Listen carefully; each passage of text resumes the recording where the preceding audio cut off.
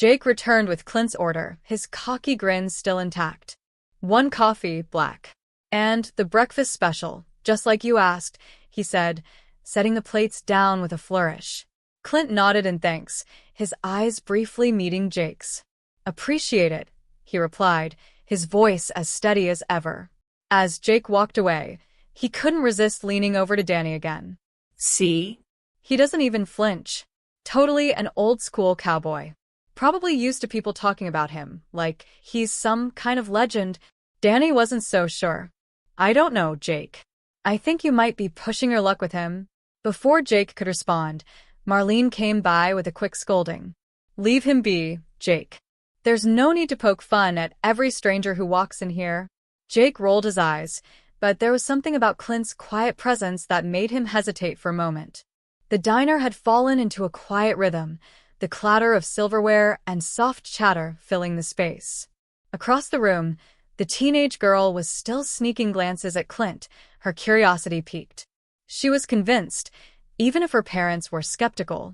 She knew the difference between the man on the screen and the figure before her, even without the bright lights of Hollywood. Something about his demeanor, the way he carried himself, it was unmistakable. Her mother sighed, but there was a tenderness in her voice now. "Okay, honey, maybe it's him. But don't bother him. Let him be." The girl's heart fluttered, but she nodded, turning back to her meal, though her eyes kept drifting back to the mysterious man who may or may not have been a legend in his own time. Clint Eastwood, or not. It didn't matter.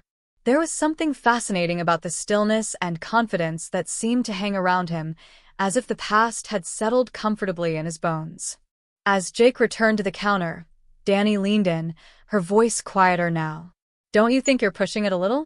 What if he really is someone famous?" Jake laughed, shaking his head. "Oh, come on. What are the odds? Even if he was famous, what's he doing here? Famous people don't eat at diners like this." Still, Danny hesitated. "Marlene's right. You shouldn't judge people like that. What if he tips big or something?" Jake scoffed. Yeah, right. "A guy like that? We'd be lucky if he leaves us a couple bucks." Marlene, overhearing, walked by with a tray of plates, glaring at Jake. "You keep running that mouth and you'll scare away what little tip money you get," she said, her tone sharp. "Mark my words, kid. You don't know who you're talking to." Jake just shrugged it off, but Danny couldn't shake the feeling that Marlene might be right. Clint, meanwhile, ate his meal, taking in the buzz of activity around him. The truckers at the counter swapped stories about bad roads and long hauls. A young couple in the corner shared a plate of pancakes, their laughter light and carefree. The teenage girl, still convinced, continued to steal glances at him, her curiosity clearly unanswered. When Clint finished his meal, he folded his napkin neatly, then reached into his pocket. He pulled out a crisp $100 bill and placed it under the check. Then, taking a pen from his jacket, he scribbled something on a napkin and left it beside the bill. Jake watched from the counter, nudging Danny. "Here we go," he said with a smirk. "Let's see if Grandpa left us a fortune." Clint stood, tipped his hat slightly, and walked toward the door. The bell jingled as he left, and the diner fell into a brief, almost reverent silence. Jake strolled over to the table, his smirk still in place.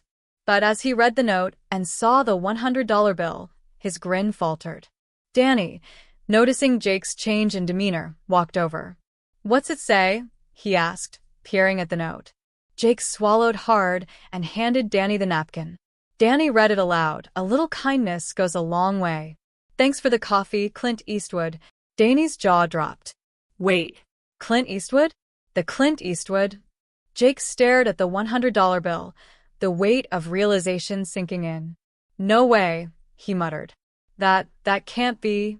Marlene appeared beside them, snatching the napkin from Danny's hand. She read it and let out a low chuckle.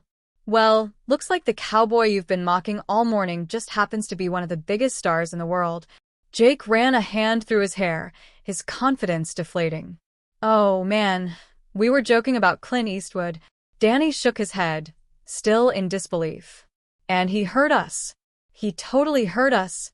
Marlene smirked, handing the napkin back to Jake. Maybe next time you'll think twice before opening that big mouth of yours. Outside, Clint climbed into his truck, the faintest hint of a smile tugging at his lips.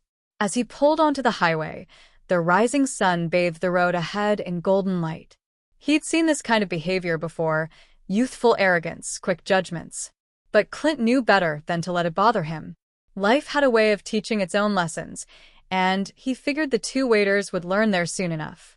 The radio crackled to life, an old country song filling the cab. Clint tapped his fingers against the steering wheel, his expression calm and thoughtful as he drove off toward the horizon.